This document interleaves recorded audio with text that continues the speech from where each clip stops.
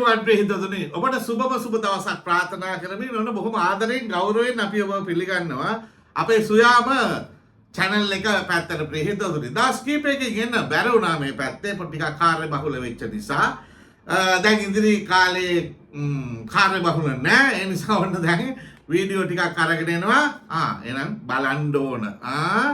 බලලා අපිව subscribe කරලා ඒ වීඩියෝ share කරලා අපිට සපෝට් එකක් දීගෙන යන්න කියන ආදරණීය ඉල්ලීමත් එක්ක වැඩේ පටන් ගන්නවා. දැන් මේ වෙලාවේ මේ වඩ විට හැම කෙනෙක්ම කඩේ පිලේ තොටේ දොරක් ගෙයක් ගානේ ගමක් ගානේ කඩ පිලක් ගානේ කතා වෙන මාතෘකාව කුමක්ද? ඒ තමයි පල්ලේගම අටමස්ථානාධිපති හිමි. පොඩි දරියට කරපු හදිය නේද? මේ වෙනකොට නේද? ඒක තමයි චරිතේ. පල්ලේගම හේමරතන ජාතකයේ ගහමුද පොසොන් තොරණ හේමරතන ජාතකයේ කියලා. ඇත්තට මේ කතාව පල්ලේගම හේමරතන සහ ඒ පොඩි දරුවාගේ කතාව ගත්තට පස්සේ ඇත්තටම ප්‍රේතතුනි කාලයක් ගිහලා ෆිල්ම් එකක් ගහන්න ඕන ස්ක්‍රිප්ට් එකක් ලියන්න ඕන කතන්දරයක් තමයි කියලා මට කල්පනා වෙනවා. කොහොමද මේ වෙලාවේ කතා කරන්න යන්නේ ඒක නෙමෙයි. දැන් මේත් එක්කම මේ පල්ලේගම හේමරතන සිද්ධිදාමයේ එළියට ඒමත් සමගම සමාජයේ ටිකක් විවෘත වෙලා තියෙනවා. විවෘත වෙලා අර වැහිලා තිබිච්ච තැන් පිළිබඳව පන්සලේ දූෂණ වංචා ඊළඟට ඒ දුෂ්ට හැසිරීම් සහ අපිට පේන්නේ නැති අර අඳුරු වැහිලා තිබිච්ච දොරවල් ඇරිලා දැන් ඒ ගැන කතා බහ කරන්න පටන් අරගෙන තිබෙනවා. ඒතකොට මේ පල්ලේගමගේ කතන්දරෙත් එක්ක එළියට ආපු එකක් තමයි පහුගිය දවස්වල මේ පන්සලේ අයිතිය යන්නේ තාත්තගෙන් පුතාටද මොකක්ද ඒ කතාව කියලා කිව්වනේ. තාත්තා මහාන වෙලා ඊළඟට පුතා ගෙනල්ලා මහාන කරගන්නවද? එහෙම නෙමෙයි. නේද? එතකොට අවුරුදු 14 දී 15 දී මහාන වෙලා උපසම්පදා වෙලා දැන් ওই පල්ලේගම හේමරතන කියන්නේ එහෙමනේ. මගේ උපසම්පදාවට අවුරුදු 50යි මම මහාන වෙලා 57යි. එතකොට අවුරුදු 14න් 14න් මහාන වෙලා තියෙන්නේ. ඒ වගේ අය තාත්තලා වෙන්නේ කොහොමද කියන ප්‍රශ්නෙත් එනවා. තාත්තගෙන් පුතාටද මේක යන්නේ එහෙම නැත්නම් ලේ උරුමයටද යන්නේ මල මගුලයි එවැනි කතා එළියට අවිලා තියෙනවා. ඔන්න ඔහොම දේවල් කතා බහ වෙන අල්ල පනල්ලේ අටම ස්ථානයේ ජාතක කතාව දිගාරින්නයි මම යන්නේ. ඒතර අටම ස්ථානාධිපති හම්බෙන්නේ ප්‍රිය හිතවතුනි තාත්තගෙන් පුතාටද එහෙම නැත්නම් මේ හම්බෙලා තියෙන්නේ ලේ නෑ කමකටද කියන බරපතල ප්‍රශ්නේ එනවා. පල්ලේගම ඔක්කොමලා පල්ලේගමින් තමයි ඇවිල්ලා තියෙන්නේ. මුන් එක නේද? තාත්තලා පුතාලා නේද? අම්මලා දාතක ඔක්කොම නේ අමරි ඔය කියන හොඳ නෑ ප්‍රසිද්ධියේ නේද? ඒ ටික ඉස්සරහදී හොයනවා. මේගොල්ලන්ගේ ලේනෑකම මොකා එක්කද බුදියගෙන තියන්නේ? කවුද මුන්ගේ ජාතකේ ඉස්සරහට මම ඔක්කොම හොයනවා. රයිට්. එතකොට ඒකට මම සපෝට් එකක් දෙන්න මොකද දන්නවද? පල්ලේගම ලංකාවේ පල්ලේගම කීපයක් තිබෙනවානේ. කණ්ඩලම පල්ලේගම තියෙනවා ඊළඟට ලග්ගල පැත්තේ පල්ලේගමක් තියෙනවා. මේ මොන පල්ලේගමද කියලා හොයන්නත් ඕන මේ සෙට් එක. හොයලා ගමට ගිහින් ඉවරලා තොරතුරු ටික හොයනකොට මේ ටික ගන්න පුළුවන්.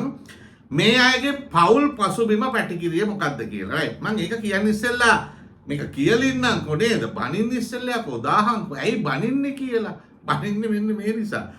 අටමස්ථානාධිපති දුරේ ලැබිච්ච විදිය. ඔන්න මං කියන 1844 ඉඳලා. හරිද?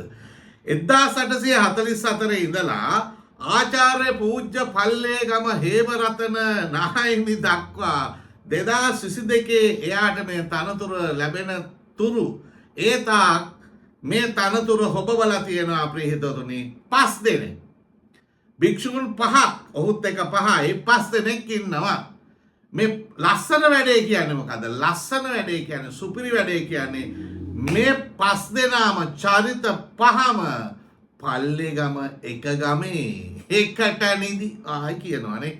ඒ පල්ලේගම එක ගමේ මිනිස්සු තමයිනේ. නිදි වැද්ද හැටි පස්සේ හොයන්නම්. ඒ නොකියම බෑ අප්පා මේ වචනේ මට. හරි. එතකොට බලන්න පල්ලේගම ශ්‍රී සුමන රේවත නාහිමි 1864 ටිං අවුරුදු 20ක් එතන එයා ඉඳලා තියෙනවා. ඊළඟට පල්ලේගම ශ්‍රී සුමන රතනපාල නාහිමි ශ්‍රී සුමන කෑල්ල ඔක්කොම අරන් තියෙන පල්ලේගම ශ්‍රී සුමන රතනපාල නාහිමි 1908 1944. ඊළඟ එක්කෙනා පල්ලේගම ශ්‍රී සුමන රේවත ඥාන රතන 1977 1997 ඉඳලා ඉන්නේ රේවත ඥාන රතන. ඒ චරිත ගැන අපි දන්නේ නැත ඇත්තටම.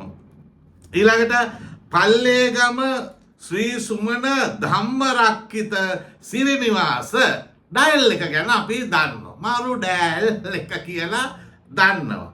සිරිනිවාස ගොයියාගෙන් පස්සේ පල්ලේගම ශ්‍රී සුමන රතනපාල හේමරතන.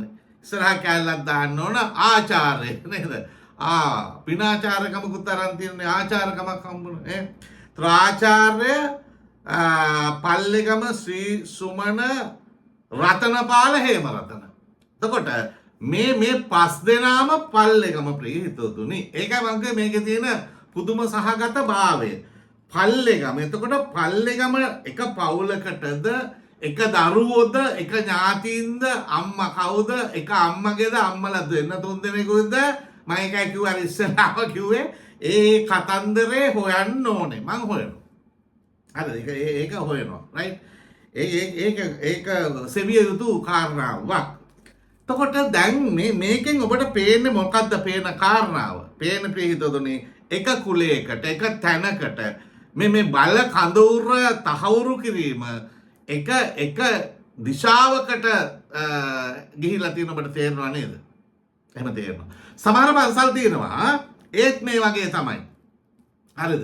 ගත්තට පස්සේ එක ගමක් ගන්න. දැන් හාමුදුරුවෝ කෙනෙක්ගේ නමට ඉස්සරහින් ගමනේ එන්නේ. බද්දේගම විමලවංශ, අකුරටියේ අමරවංශ, ගණේගම සරණංකර, හික්කඩුවේ සුමංගල ඔය වගේ ප්‍රසිද්ධ ලංකාවේ ප්‍රසිද්ධ භික්ෂුන් වහන්සේලා ගැන ටිකක් වගේ මාදොළුවාවේ සෝබිත ගලගොඩත්තේ ප්‍රසිද්ධයි. ඥානසාර. ඒතර එහෙම ගත්තට පස්සේ හාමුදුරුවන්ගේ විශේෂත්වය අතර ඉස්සරහට නමට ඉස්සරහට එනවා ගම එනවා. හැබැයි එහෙම ගමාවි ආපු මදාවි පාතාලෙත් ඉන්න නේද? නේද? කෙහෙල් බද්දර පාත්මේ තුම්මුල්ලේ පාත්මේ ඊළඟට ගණේමුල්ලේ සංජීව ගණේමුල්ලේ සංජීවනේ ඔහොම එනවනේ. ඒ පැත්තත් එහෙම ඇවිල්ලා තියෙනවා. කෙසේ හෝ මම කියන්න සූදානම් වෙන්නේ මෙතන තියෙනවා දැඩි මොකද්ද දැඩි කුලයක් දැඩි මේ ගමක් එහෙම නැත්නම් පවුලක් මේ පවුලක් වටා කේන්ද්‍ර වෙලා තමයි අටම ස්ථානයේ බලය විහිදෙන එක පවුලක් වටා. ඒකයි මෙතනින් කියන කතන්දරේ. එයාගෙන් පස්සේ මෙයා එන්න ඕන මෙයාගෙන් පස්සේ මෙයා එන්න ඕන. රයිට්. එතකොට එතන මොකක් හෝ වෙන දෙයක් තියෙනවා ප්‍රේතොනේ මේ කතන්දරය ඇස්සේ. දැන් අපි ගත්තොත් හේමරතනට ඉස්සෙල්ලා උඩින් හිටියේ ධම්මරක්කිත සිරිනිවාස. පල්ලේගම සිරිනිවාස. ඔබ දන්නවා පල්ලේගම සිරිනිවාස අවසාන කාලේ රෝගාතුර වෙලා දියවැඩියාව රෝගයට ගොදුරු වෙලා ඒක උස්සන්න වෙලා කකුල කපලා වගේ කොහමරි රෝද පුටුවක හිටියේ මිය පරලොව ගියා. ඒ මිය පරලොව යනකොට පල්ලේගම සිරිනිවාස බලාගත්තේ තමන්ගේ දුව. සිරිනිවාස කසාද නොබැඳ දරුවෝ තුන්දෙනෙක් හැදුවනේ. දරුවෝ තමයි හැමදාම කියන කතාව දරුවෝ තුන්දෙනෙක් ඉන්නවා ගිහිල්ලා පොඩි චූටි සර්ච් එකක් මේ පොඩ්ඩක් හොයලා බැලුවට පස්සේ අනුරාධපුරේ ඕන කෙනෙක්ගෙන් කියන්න පුළුවන්. ආයේ දූ තමයි ඉන්නේ නේ කඩේ දාගෙන. බොහොම උජාරුවට ඉන්න පුතාලා දෙන්නයි දුවයි. ඉතින් එහෙම නිල නොලත් විදියට පවුල් කාපු සෙට් එකක් ඉන්නවා. එතන තියෙන එතන මෙහෙම හිතන්න කවුරුවත් නැහැ. හරි කැමැත්තෙන් ගෑණියෙක් ආව කැමැත්තෙන් පවුල් කෑවා. අපිට මොකද නේ? අපිට පාන්ද කියලා සමහරට අහන්න පුළුවන් නේ. දැන් ඒ තත්ත්වයට ඇවිල්ලානේ. සමහරු කියනවනේ නේද? උඹලා දාන දීලා නැත්තම් අපි ගත්ත ආතල් ගැන කතා කරන්න අයිතියක් නැහැ. හරිද? ගිහියන්ට අයිතියක් නැහැ පැවිද්දාගේ පිරිසිදු බව අපිරිසිදු බව සීලය ගැන කතා කරන්න. ගිහියා මොකද? ඌට කතා කරන්න අයිතියක් නැහැ. ඒ වගේ කතන්දර යනවා නේද? ඒ අමුතු જાතියේ ලයින් එනවා දැන් ඒක වහන්න. හරිද? ඊළඟට කියනවා මේ මෙච්චර ගොඩාක් ඉන්නවනේ දැන් 40000ක් විතර ඉන්නවා. ඒකෙන් මේ සොච්චමයිනේ වැරදි කරලා තියෙන පොඩි ඒ ලොකු එහෙම නෑනේ. නේ වැරදි දැන් තමයි වැරදි බුරුතු පිටෙන් එළියට පයින්නේ. 40000ක් ගත්තොත් එන් 41000ක් විතර ඉන්න දුසිත මට්ටමනේ ඒ තත්තර ගිහිල්ලා තියෙන්නේ. මම කියන්නේ යේ මෙහෙම තැන්. ඒතකොට අටම ස්ථානේ හැදිලා තියෙන්නේ පවුල් පසුබිමක් වටයි විතරද? ඒ විතරද? නෑ ප්‍රේහිතවරුනි. දැන් උදාහරණයක් ඇරෙන්න මම තව කියන්නම්. මෙහෙම විශේෂිත තැන් ලංකාවේ පන්සල් තියෙනවා. දැන් උදාහරණයක් ඇටියට මට මෙතන නම කියන්න බෑ මේකේ. මේක නුවර තියෙන ඉතාම ප්‍රසිද්ධ ඓතිහාසික ප්‍රසිද්ධ දළදාව සම්බන්ධයෙන් බරපතල විදියට වග කියන ආයතනයක්. ආයතනයක් කියන්නේ එක මහා පන්සලක් ගමුකෝ. රජ මහා විහාරය. හරි මහා පන්සල. ඒ පන්සලේ යන්නෙත් මේ සූදුවම මේ සෙල්ලමම තමයි. ඒ කියන්නේ මේ විහාරයට රජ මහා විහාරයට අයිති නිදන් මොනවද ඒකට කියන්නේ? නින්දගම් රාශියක් තියෙනවා පල්ලෙහා ඒ නුවර ලයින් එකේ තියෙනවා. එතකොට මේ නින්දගම් වල ඉන්නේ කවුද? නින්දගම් දීලා තින්නේ කාටද? නින්දගම් දීලා තින්නේ මේ පන්සලට දරු පැටව් හදන ගැහැණුන් පදිංචි කිරවීම සඳහා. ඒ කියන්නේ නිල නොලත් භික්ෂූන්ගේ නිල නොලත් භාර්යාව ටික ඉන්නේ ඒවා තමයි. හැබැයි බැලුවට පස්සේ අර එතන පවුලක් ඉන්නෝනේ. මිනිස්සෙක් ඉන්නවා නිකන් නෝන්ජල් පහේ මිනිහෙක් ඉන්නවා. දරු පැටව් ටිකක් ඉන්නවා. දරුවෝ ලොකු වෙනකොට පන්සලට බාර දෙනවා. ඉතින් මොකද්ද ප්‍රශ්නේ නේද? ඒක තමයි. හරිද? හැබැයි ඒ පිටට පේන්නේ චිත්‍රේ. නමුත් ඒ ගර්භාෂයන් සියල්ල හයර් කරලා තියෙන්නේ කොහෙටද? ඒ හයර් කරලා තින්නේ මේ අදාළ පන්සලට. මේකෙන් කියන්නේ මෙහෙමයි. මේ බූදල් පිට යන්න දෙන්නේ නැහැ. පන්සල් කියන්නේ බූදල්මනේ. මේ බූදල් පිට මිනිසුන්ට යන්න දෙන්නේ නැහැ. දැන් ඔබ බලාපොරොත්තු වෙනවා ඔබ කල්පනා කරලා යකෝ අපේ පන්සලේ එහෙම නැහැ. අපේ පන්සලේ ලොක්කා මුල්ලේගම ඊළඟ එක්කෙනා දෙවනියා පොල් පිටිගම තුන්වෙනි එක්කෙනා මේ කොහේ හරි පල්ලේගම නේද? හතරවෙනි එකත් එහෙ නෙමෙයි. හතරවෙනි එක කොහේ හරි මේ ඇඹුල්ගම එහෙම වගේ කියන්න පුළුවන් නේ. ඔව් සමහර ඒවා එහෙම තියෙනවා. එමෙ තැන් වල පැති වල ඔය ගෙනල්ලා මහාන කරපු උදවිය සීනියොරිටි එකත් එක්ක මහාන කරන යම් හැමෝම ඉන්නේ නැහනේ. ඒ ඉන්න පිළිවෙල අනුව උපසම්පදා වෙලා ඒ තැනට එනකොට එහෙම ඒවා තියෙනවා. මේවා තියෙනවා. මං කියන්නේ විශේෂිත තැන්.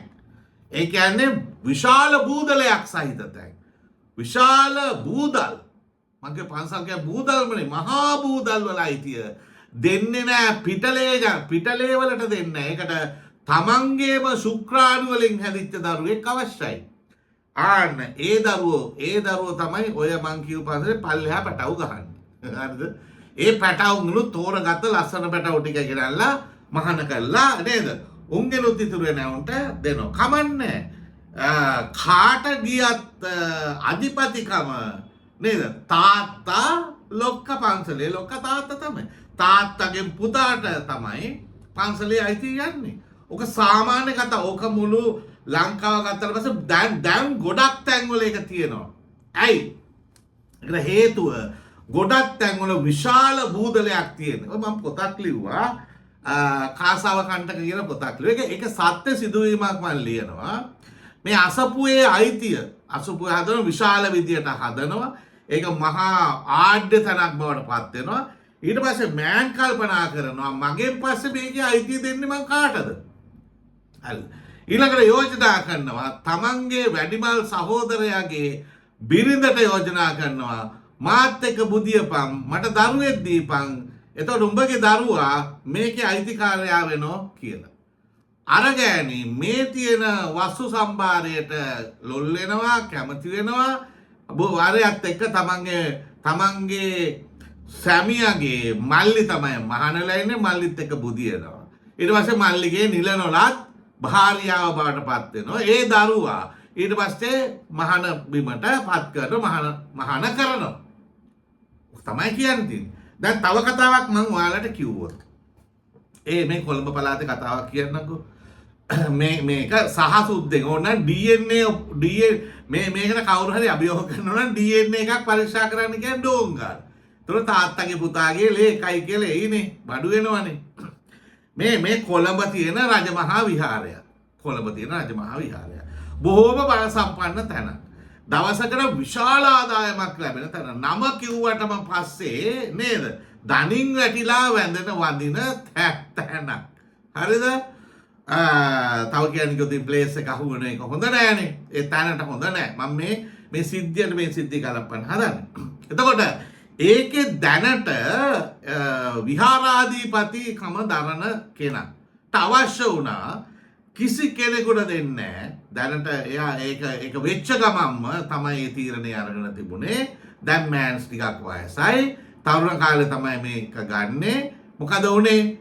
එයා තමන්ගේ දරුවෙකුට මේක දෙන්න ඕන කියලා තීරණය කරන. ඒ කියන්නේ තමන්ගේ ලේ තියෙන එකෙකුට තමන්ගේ ශුක්‍රාණු ටික හදපු දරුවෙකුට මේක දෙන්න ඕනේ කියලා තීරණය කරනවා.